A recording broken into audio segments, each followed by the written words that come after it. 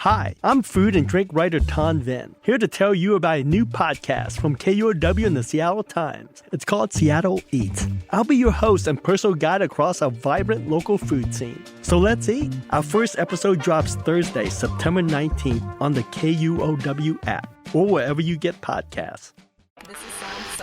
Hearing static when you enter a tunnel in the middle of a fascinating story? Hanging out in your driveway to catch the end of a report? We've been there. With the KUOW app, you can listen to your favorite programs anytime and anywhere. No driveways required. Let's get going. Download the KUOW app now, available for iOS and Android.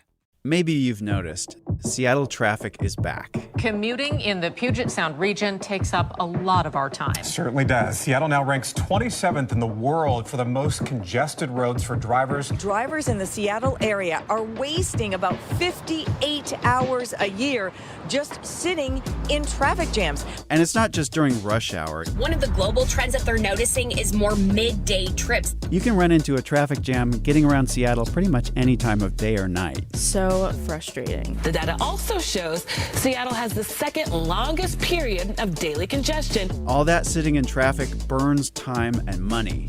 And that has a lot of us asking, what's the cheapest, fastest way to get where we want to go? I'm Joshua McNichols. And I'm Lucy Suchak.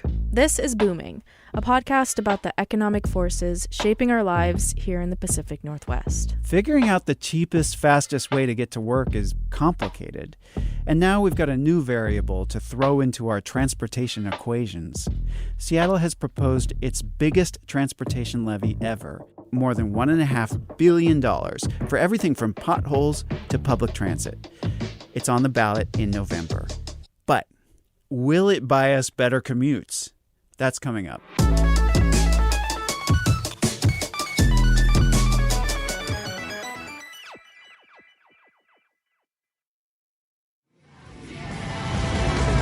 Oh, darn. All this horsepower and no room to gallop.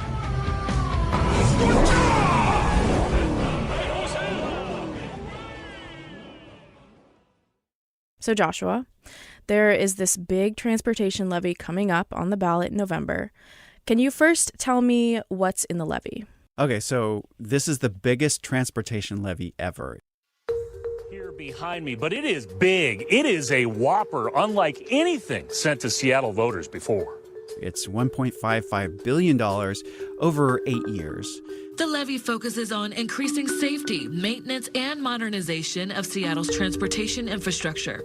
This levy isn't going towards some huge project like expanding the light rail system or something. It focuses on nuts and bolts. And prevent traffic collisions, severe injuries, and fatalities on our streets. I put the spending into 4 buckets. They use different buckets, but these are my buckets.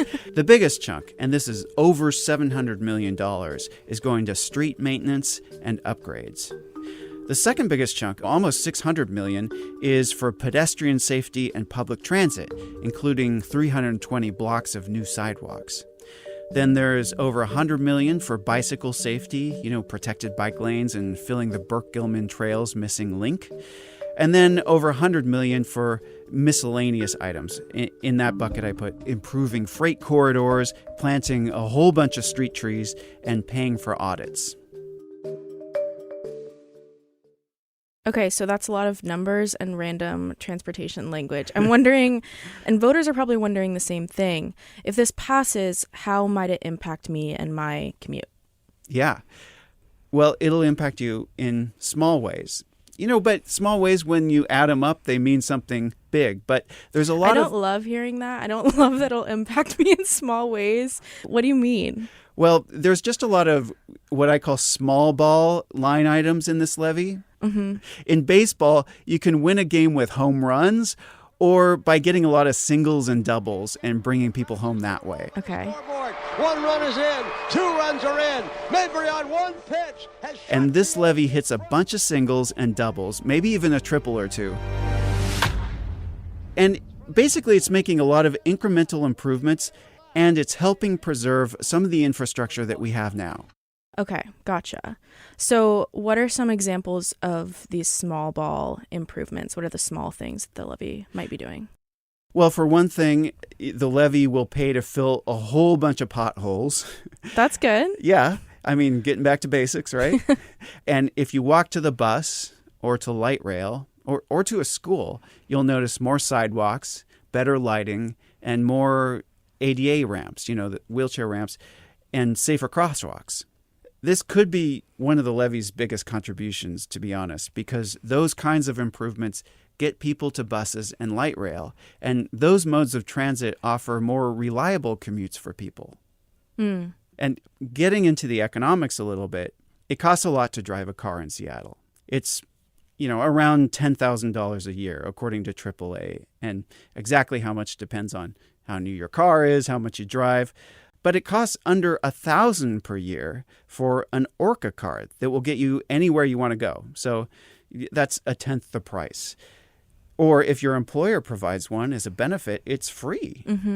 So when you make it easier for people to walk or bike to transit, then the transit becomes available to more parts of the city. Yeah, that makes total sense. If there's a bus stop like 5 blocks away from me, but it's on a busy road with no sidewalk or something, I'm not going to feel comfortable walking to the bus stop. Yeah, I spoke to a woman named Mary Williams in Rainier Beach, and she's looking for a new job right now. And part of her decision on where to work is related to the quality and the reliability of transit nearby. Oh, absolutely. I mean, it definitely factors in. Because then you also think about, okay, if it snows, can I, instead of taking my car, could I just take the bus to work? If my car is broke down, could I do the bus, whatever? She has some mobility issues, so she says her car is probably going to be her first choice. But Rainier Beach is one area that's getting a lot of these small improvements designed to help people like Mary. Or here's another example of small ball. There's this one bus that goes from South Seattle through downtown and South Lake Union, and it's one of the most heavily used routes in the city. But it's also one of the most unreliable. It's late, 50% of the time. Oh my gosh. The reason it's so unreliable is it gets stuck on traffic on Denny Way as cars are trying to get on the freeway, just at this one spot. That is so frustrating. If the bus is late 50% of the time is money. I don't know if it's worth it. That seems like a huge waste of time. Yeah, so the small ball approach to this problem is just to fix that pinch point, through a series of small changes that give the bus an advantage when it's fighting through the traffic mess. A bus lane here, a change to the stoplights there to give the bus priority over cars. And that small fix would improve the reliability along the whole route.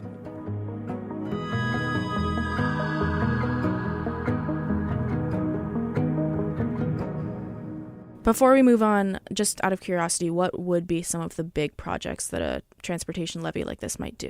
Well, there's a few that are left on the cutting room floor. Like, for example, the levy isn't going to connect the streetcar lines that are north and south of downtown, building a new streetcar line through the center of the city.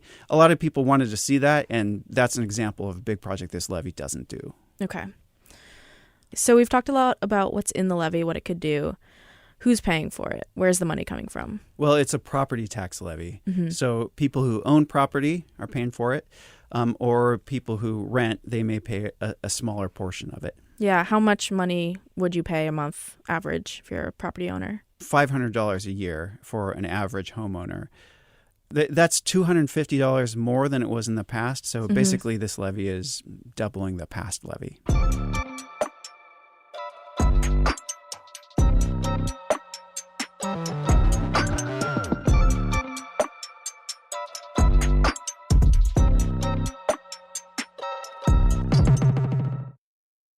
Hi, I'm food and drink writer Tan Vinh, here to tell you about a new podcast from KUOW and the Seattle Times. It's called Seattle Eats. I'll be your host and personal guide across our vibrant local food scene. So let's eat. Our first episode drops Thursday, September 19th on the KUOW app or wherever you get podcasts. KUOW is here to help you cut through the noise of election season. Check out Sound Politics, a new podcast hosted by me, Libby Denkman, and Scott Greenstone. Plus, KUOW's partnership with A Braver Way podcast hosted by Monica Guzman, your guide across the political divide. More at KUOW.org/elections. Something that I think is affecting a lot of us these days is the amount of traffic that we're seeing? If it's everywhere, not just these little pinch points that you mentioned that the levy would be going to fix. It seems like I'm hitting traffic in the middle of the day randomly, sometimes on the weekends when it's not even rush hour.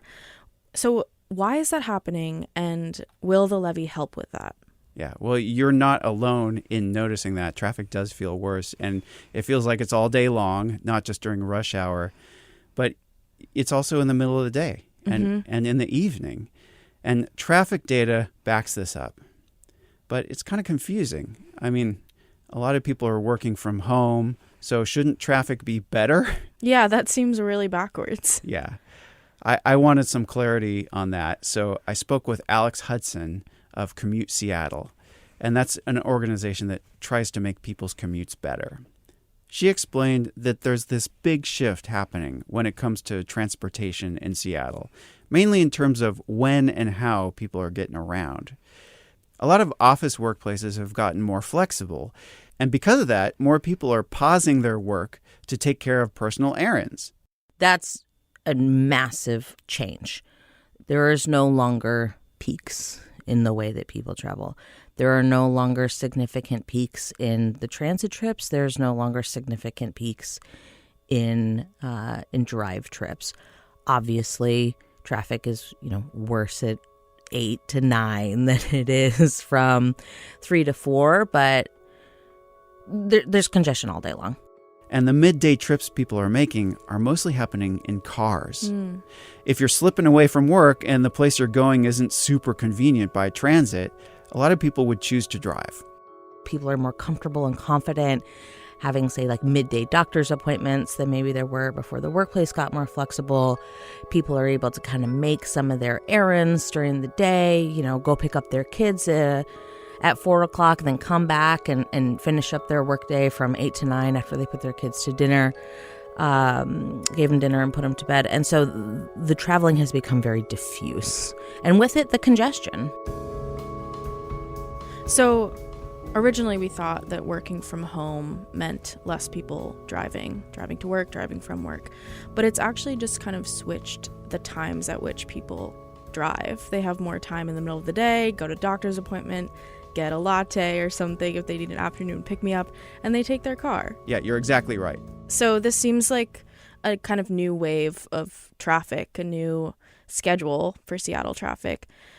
Could the levy reduce this traffic? Well, I think the answer is, in the long run, no. Oh. Well, sure, the levy spends some money on traffic signal timing, which could make traffic flow better, but it's really hard to decrease car traffic because when you make it better, more people decide to drive, and you're back where you started. Oh, the vicious cycle. Yes. And transportation planners have a name for this phenomenon. It's called induced demand. And it basically means that the goalposts keep moving farther and farther away. But traffic reduction may not be the best way to measure whether the levy is successful. A more realistic goal is to make transit a viable and attractive option for more people, which gets them past traffic quickly. And this is something the levy does do. So I guess the big question here is the levy worth it? That's a hard question, but it's something everybody's asking. I mean, obviously it's a personal decision, and it'll be different for everyone else. One person I spoke to who's against it is Alex Peterson. He's a former city council member. And, just to alleviate confusion, let's state up front that we have two Alexes in this episode. Alex Hudson. Alex is a very popular name. And Alex Peterson. Yeah. So Alex Peterson does not think this levy is worth it. He doesn't think it's doing enough.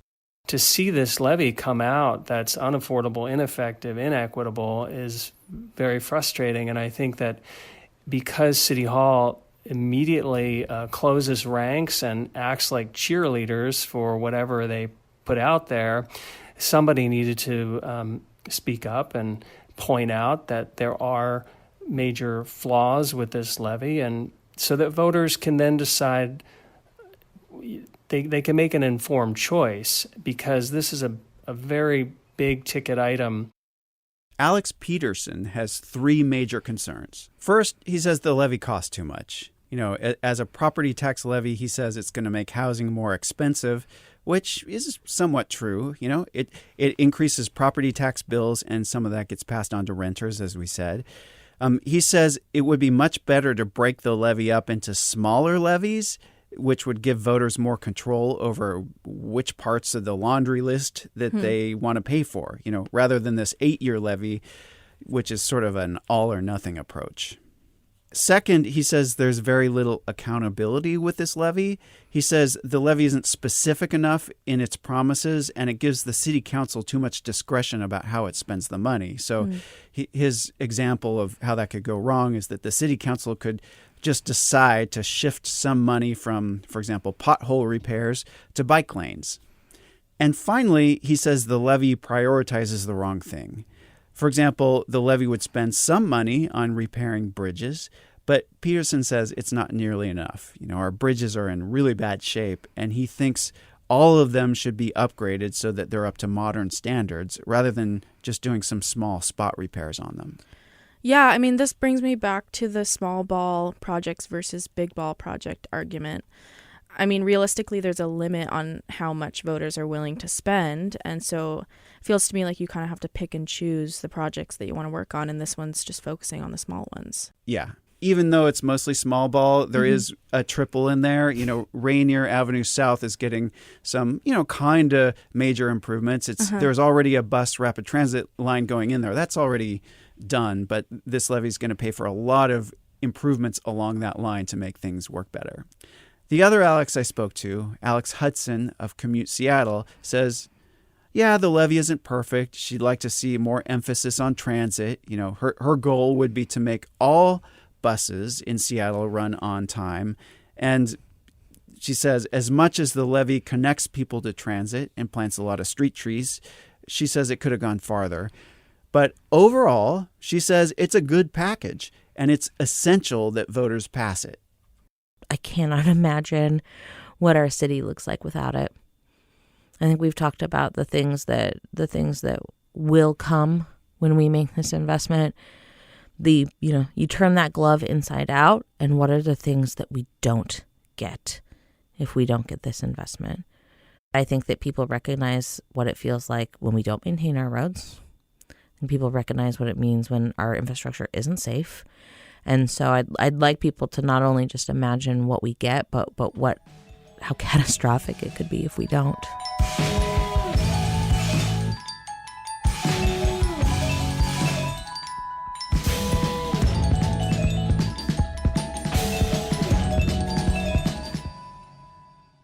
The levy is not a silver bullet. Yeah, so what happens if this levy fails? Well, when she uses the words catastrophic, she's talking about if we didn't fund some of these important projects. Yeah. But, that's probably not what would happen if the levy fails. The city would go right back to the drawing board and make a new levy that would pass next year or even next election. And the shape of that levy would depend on why voters rejected this one. Like, if they say, we don't want anything but pothole repairs or bridge repairs, then the city would come back with a levy focused on those things, or a couple of levies.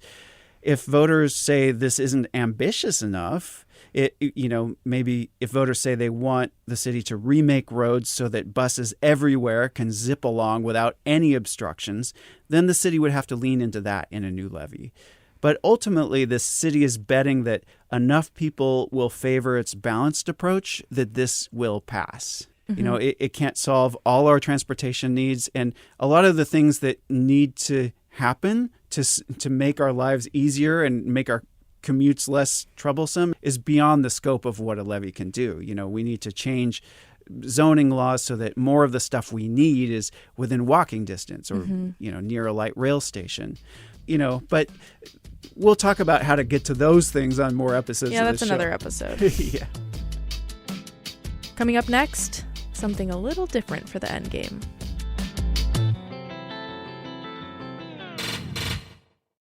Okay, so we've got a game for you, Joshua, but it's a little bit different today because something really exciting is going on this fall. Next week is the fall fundraising campaign for our podcast home, KUOW, Seattle's public radio station. I'm sure many of you listeners are familiar.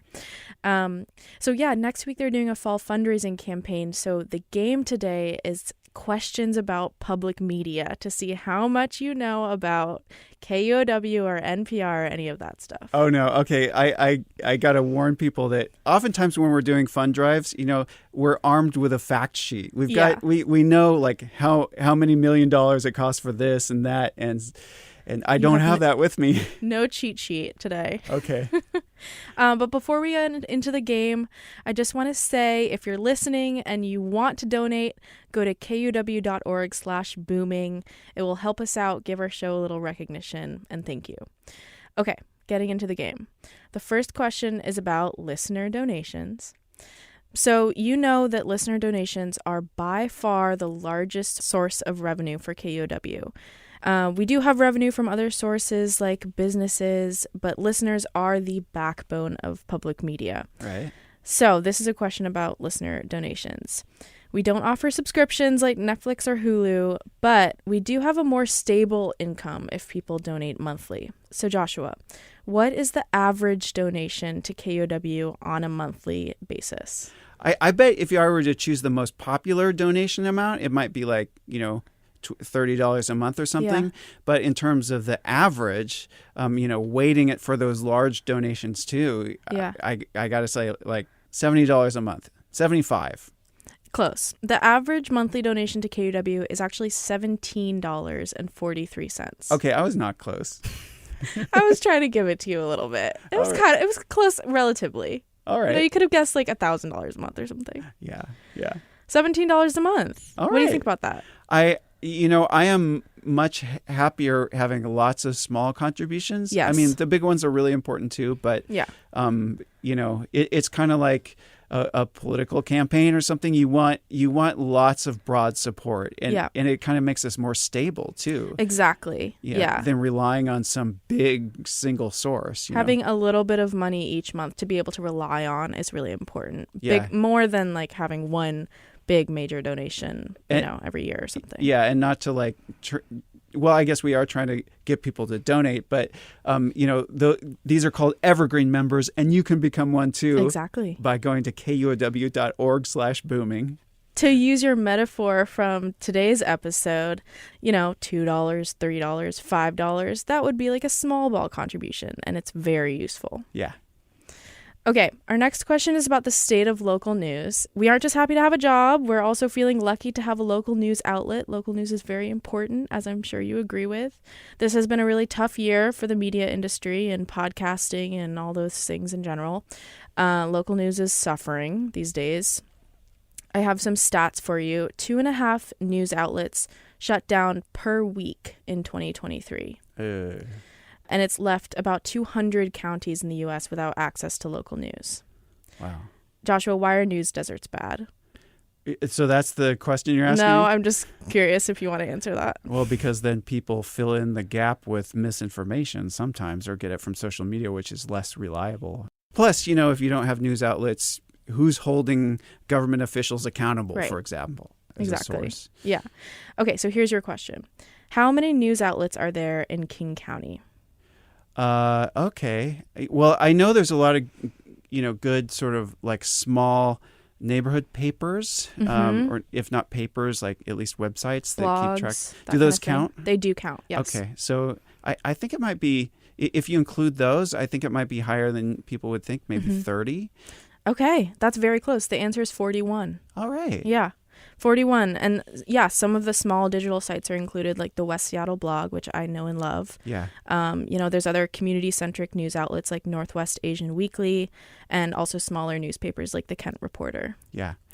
Yeah. The challenge is that each of these has a focus or a scope on a neighborhood or a certain population, and sometimes it's good to just have a place to go for that broader perspective, including national stuff, and that's kind of our niche. That would be KUOW. Yeah. Yeah.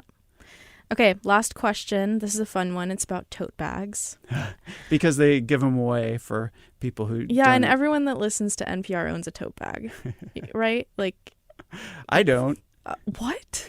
That's very surprising to me. I have a sweatshirt though with KUOW on it. Okay, well that's close enough.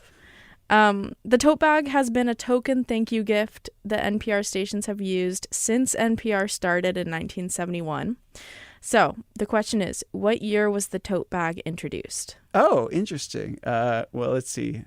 If it started in the 70s, they must have discovered at some point that gifts help goose along donations. Mm-hmm. And I imagine that didn't come right away, but I imagine it came fairly early. So I'm going to guess so it started in 1971, you said? Yes. A few years before I was born. So I'm going to guess 1976. No, they discovered it in 1944.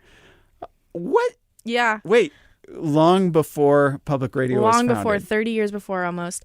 LL Bean debuted the tote bag, advertised as something to haul ice from the car to the ice box. 1944. Okay, I've totally misunderstood the question. I thought you meant when did NPR discover tote bags? But you're talking about the invention of the tote bag. The invention of the tote bag, yes.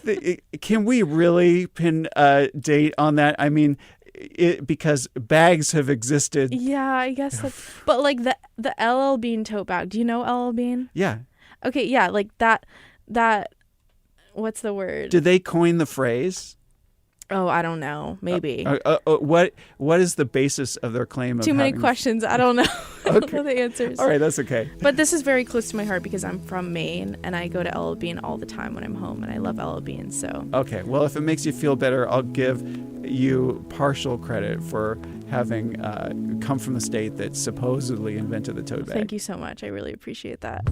That's all I have. That's all the questions for the end game. Okay. Well, one more time for people, just because we always try to end on a call to action. Yes. Right. We would love for you, podcast listeners, to go to KUOW.org/booming and donate whatever is appropriate for you, whatever you think. Small ball contribution, big ball contribution, whatever you feel comfortable with. Yeah, we love them all, and they all help support, this station so that we don't become a news desert. Yes. Right. And it will help support this podcast specifically if you go to KUOW.org/booming. That's right. They're kind of wondering, should KUOW focus more on podcasts? And we want the answer to be yes. Yes. If you want to hear more booming, donate. That's it for Booming. Our producer is Jenny Cecil-Moore. Our editor is Carol Smith. I'm Joshua McNichols. I'm Lucy Suchek. And we'll see you next time. And don't forget to go to KUOW.org/booming. And thank you.